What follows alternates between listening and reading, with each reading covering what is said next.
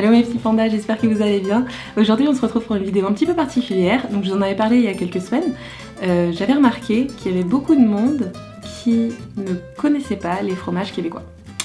Parce que c'est vrai que si je vous demande est-ce que vous connaissez des noms de fromages québécois, la plupart d'entre vous, vous allez me dire du cheddar, je pense. Et après c'est si vous êtes déjà venu ici, peut-être que vous en avez goûté. Sinon, malheureusement, c'est vrai qu'en France, j'ai jamais vu de fromage québécois. Après, c'est peut-être juste moi qui ne suis pas allée aux bons endroits. Mais c'est vrai qu'on a tellement une grosse production en Europe, entre la France, la Suisse, l'Italie, l'Espagne, etc. que c'est vrai qu'on fait moins attention. Quand on imagine l'Amérique du Nord, on imagine fromage à moitié plastique, cheddar, des choses comme ça. Parce que souvent, on a l'image des États-Unis. Mais c'est vrai qu'au Canada et au Québec en particulier, il y a énormément de fromages qui sont mais tellement bons. Et j'ai découvert des fromages qui sont maintenant parmi mes préférés au monde, ici. Donc c'est vraiment... si vous venez en voyage ici ou vous venez pour habiter ici, cherchez pas du fromage français, quoi. Quand vous êtes en France, mangez du fromage français, il n'y a pas de souci, ou même, pourquoi pas, ici aussi. Mais quitte à être à Montréal ou au Québec, autant manger local et découvrir les produits locaux. Donc oui, je travaille dans une fromagerie et j'ai la chance d'avoir pu découvrir comme ça la quantité de fromages qui sont produits dans ce cher pays où nous nous trouvons au Canada et plus particulièrement au Québec parce que je me trouve à Montréal. Tous les types de fromages sont produits ici. Vous allez avoir des fromages à pâte ferme, pâte molle, semi-ferme, des raclettes, des bleus, vous allez avoir des chèvres, des brebis. Après vous avez aussi le fromage en grains, le très grand, le classique fromage en grains qu'on retrouve dans les poutines. Donc voilà, vous avez énormément de fromages. Souvent au Canada on pense cheddar, pour une bonne raison, il y a des très très bons cheddar ici, et pas le cheddar que vous voyez en grande surface orange avec déjà tranché, etc., sous plastique, etc. Non, non, moi je vous parle de cheddar, on en a du frais du jour, donc c'est la même chose que le fromage en grains, parce qu'en fait le fromage en grains c'est du cheddar frais du jour, c'est pour ça qu'il est sur le comptoir et pas au frigo, parce qu'il est frais du jour, et c'est après en fait qu'il va devenir cheddar doux, cheddar doux. Donc après ça, il devient cheddar doux. Mais on a des cheddar, mais 1 an, 3 ans, je crois que le plus vieux qu'on a c'est 9 ou 10 ans d'âge. Ils sont affinés pendant 9 ou 10 ans. C'est un goût qui est beaucoup plus prononcé et c'est rien à voir avec ce que vous pouvez imaginer. On en a un autre, le cheddar Avonlea, bon il est pas... Et je crois pas que celui-ci soit fait au Québec. Il est Prince-Édouard ? C'est bien ça, Île du Prince-Édouard, et c'est un cheddar qui est préparé de manière assez rustique, donc il y a encore le linge qui est autour, c'est beaucoup plus... Enfin, c'est très différent de ce que vous pouvez imaginer en cheddar, donc voilà, je dirais, restez pas sur ce que vous connaissez, ce serait bête, et essayez de découvrir, et c'est pour ça, je pense que la meilleure option que vous ayez, c'est d'aller en fromagerie. Parce qu'en fromagerie, vous allez avoir les conseils de votre fromager, vous pouvez lui dire ce que vous aimez pas, etc., il va pouvoir vous dire, voilà, je vous conseille peut-être plutôt ça ou ça. Vous pourrez goûter, parce que vous pouvez goûter avant d'acheter, ça c'est fort pratique. Et puis vous pouvez discuter. C'est toujours sympa d'avoir un contact social avec un commerçant de son quartier. Enfin, j'ai appris à découvrir tous mes clients comme ça, c'est génial quoi, les petits commerçants de quartier, je trouve que c'est cool. Donc voilà, que des avantages à aller en fromagerie. Certains me diront que ça coûte plus cher. Oui et non, ça dépend de votre fromagerie. En fait, l'avantage en fromagerie, c'est que non seulement donc, vous pouvez goûter, vous pouvez discuter avec votre fromager, vous avez ce contact social, mais c'est aussi que vous allez pouvoir avoir la portion que vous voulez. Vous êtes tout seul, d'accord ? Vous habitez chez vous, vous n'avez pas envie d'avoir 500 grammes de fromage obligatoirement pour la semaine, quoi. Soit ça dure longtemps du fromage, il suffit juste de le gratter, il n'y a pas besoin de le jeter, ça en reviendra plus tard. Mais voilà, vous pouvez avoir des petites portions, juste ce qu'il vous faut, comme ça, pour chaque jour. Si tu veux prendre 50 grammes, tu peux prendre 50 grammes, quoi. C'est possible. C'est... voilà. Donc c'est pour ça, je pense que la fromagerie, c'est vraiment la meilleure option. Pouvoir trouver des produits locaux, la fromagerie, c'est le top. Donc, moi je vais d'abord vous parler de mon plateau de fromage que je conseille à mes clients. Parce qu'en fait, chaque vendeur va avoir ses produits préférés à conseiller et qu'il trouve qui va représenter assez bien le Québec. Pour ce qui est de mon plateau, que je conseille à mes clients. Donc déjà, pour faire un plateau fromage, personnellement, je considère c'est au moins 3 fromages, parce que 2 fromages, bon... Après, si tu veux faire juste une dégustation de 20 fromages, tu peux bien entendu. Moi je vous parle juste de, voilà, vous voulez faire une soirée dégustation, 20 fromages par exemple, vous voulez ramener des fromages québécois pour découvrir des fromages québécois, parce que ça vous pourriez très bien faire une dégustation fromage et bière artisanale québécoise, et ça, avec la charcuterie, oh, je crois que je vais faire ça. Parce qu'il y a tellement de microbrasseries ici, mais... Le plateau que je vais vous présenter, donc il y a 5 ou 6 fromages, et j'ai essayé de prendre un fromage par catégorie. Qu'est-ce que j'entends par là? Je découpe les catégories vaches, mais je considérais plutôt un chèvre, un brebis, parce que je trouve que c'est... Souvent c'est assez, les gens préfèrent quand même le lait de vache, le lait de chèvre ou de brebis, ça peut être particulier. Donc 5 catégories, 3 pour le vache, chèvre, brebis et le bleu.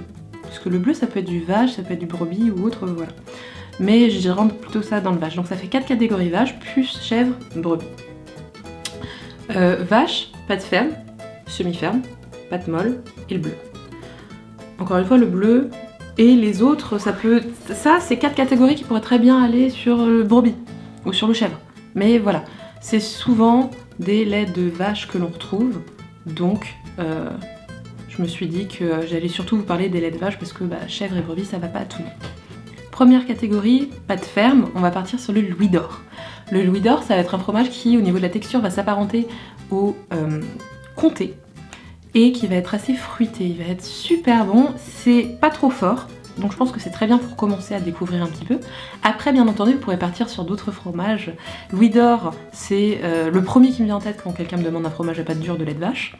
Celui-ci, en plus, le louis d'or, vu que c'est un pâte ferme, il va être au lait cru, parce que oui, vous avez des laits crus au Québec, donc on trouve de tout, encore une fois. C'est vraiment, il suffit juste de chercher un petit peu et de pas s'arrêter à ce que l'on connaît déjà et d'essayer de découvrir un petit peu. Et c'est vrai que si on ne vous le dit pas, vous ne pouvez pas le savoir. Donc je suis là pour vous le dire, c'est cadeau. Et donc, louis d'or, texture un peu comme le comté, assez fruité, plutôt doux, plus doux qu'un comté, beaucoup plus doux qu'un comté. On va pas être sur le même goût, d'accord? On va pas avoir le côté piquant à la fin, ça on va plutôt être sur un Clos des Roches par exemple. Mais louis d'or 24 mois, vous ressembleriez peut-être un petit peu plus, et encore, ça dépend vraiment des goûts, tout le monde va avoir des réactions un peu différentes. Mais voilà, c'est vraiment le louis d'or pour moi, la base quand tu veux goûter le fromage québécois, un pâte ferme, tu goûtes, voilà. Très très bon, assez doux. Vous allez trouver, nous on vend surtout le 12 ou 24 mois, mais vous pouvez aussi trouver du 9 mois. Louis d'or, ça vient de la fromagerie du Presbytère, qui se trouve dans la région centre du Québec.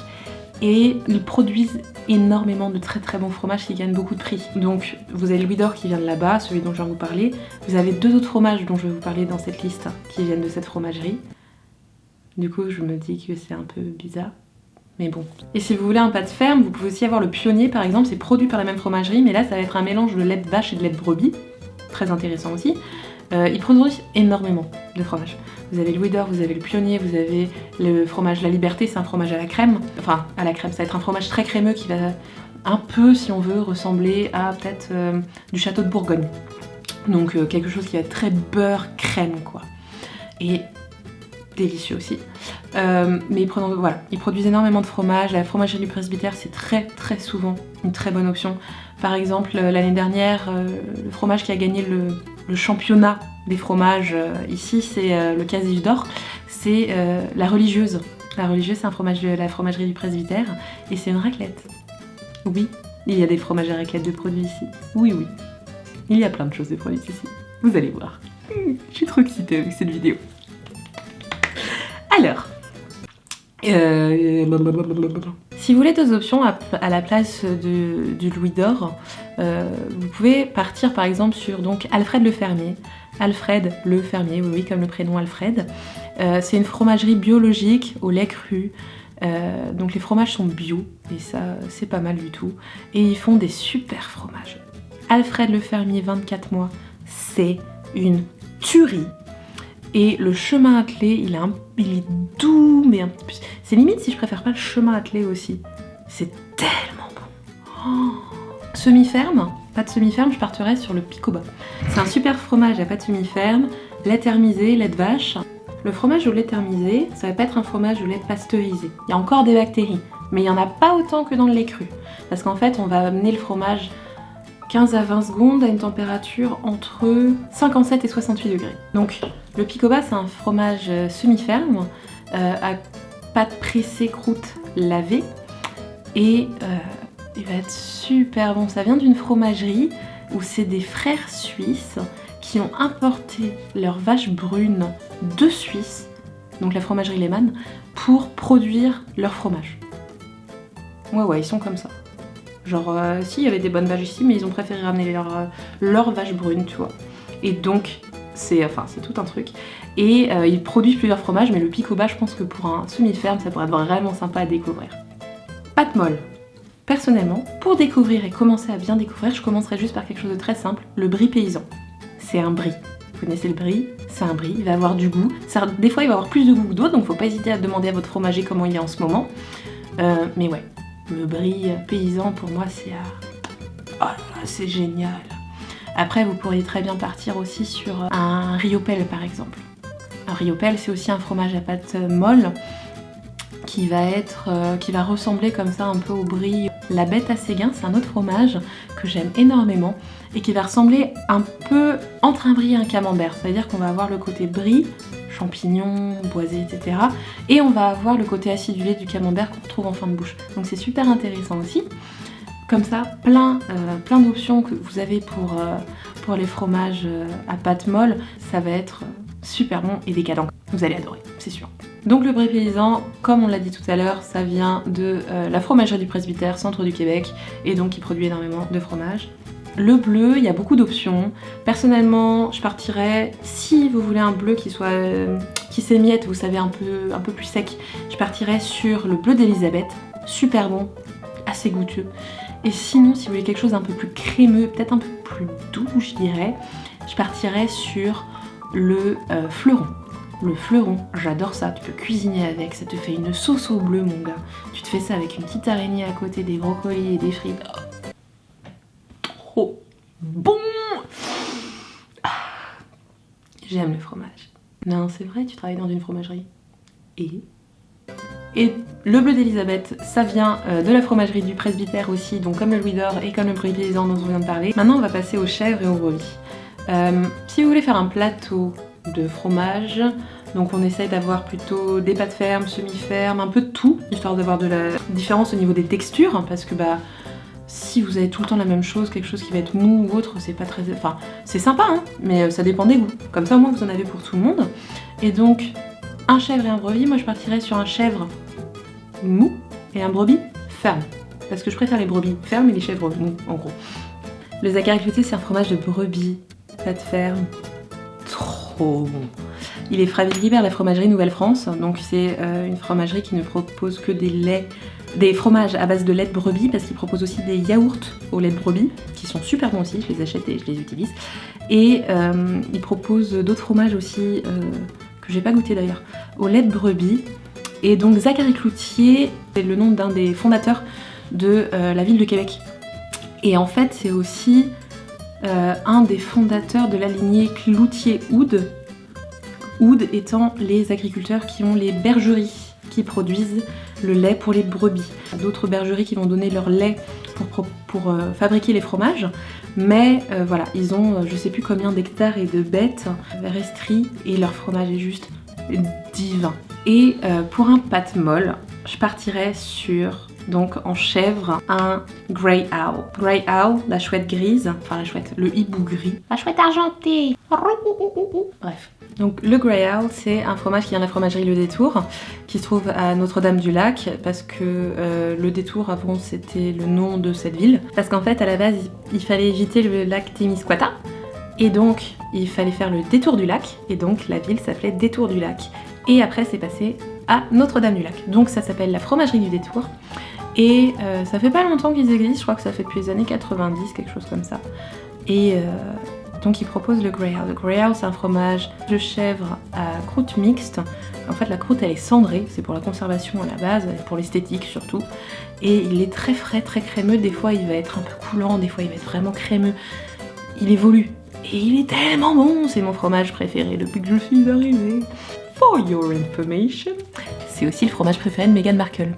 Et si vous vous souvenez, pendant le mariage princier, en fait, tu ne pouvais plus trouver du tout de Greyhound au Canada parce que tout avait été réquisitionné pour aller là-bas. Pas mal, non? Donc voilà, ça c'était le plateau de fromage que je recommande souvent, toujours, à mes clients. Pour commencer, je pense que c'est déjà une super idée. Petit conseil aussi, toujours sortir vos fromages au moins 20 minutes, une demi-heure avant, histoire qu'ils chambrent, donc ils prennent la température de la pièce, ils seront meilleurs. Parce que s'ils sont trop froids, après vous n'allez pas avoir toutes les saveurs, c'est un peu triste. Quitte à acheter un bon produit, autant avoir pleinement les saveurs. Le plateau que j'ai là, vous pouvez très bien mettre de la pâte de coin avec. Ça va très bien avec les chèvres, les vaches, etc. Surtout les chèvres frais, le Greyhound avec la pâte de coin. Tu me mets ça sur un petit craquelin et tu me dis ce que tu en penses. Franchement, hésite pas, c'est vraiment... Mais c'est un des premiers trucs que je conseille, quoi. Le jour où j'ai goûté ça à la fromagerie, c'est comme si, vous savez, les petits yeux qui pétillent, tellement c'est bon.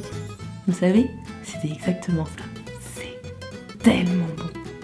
Pâte de coin, miel. Personnellement, le Greyhound, j'ai arrêté de le manger avec du pain, maintenant je le mange sur des pommes. Donc ce que je fais, c'est que je me coupe ma pomme en 4, donc les 4 côtés, et après je me mange ça comme si c'était du pain, quoi. Oh, c'est génial, mettez des petites amandes.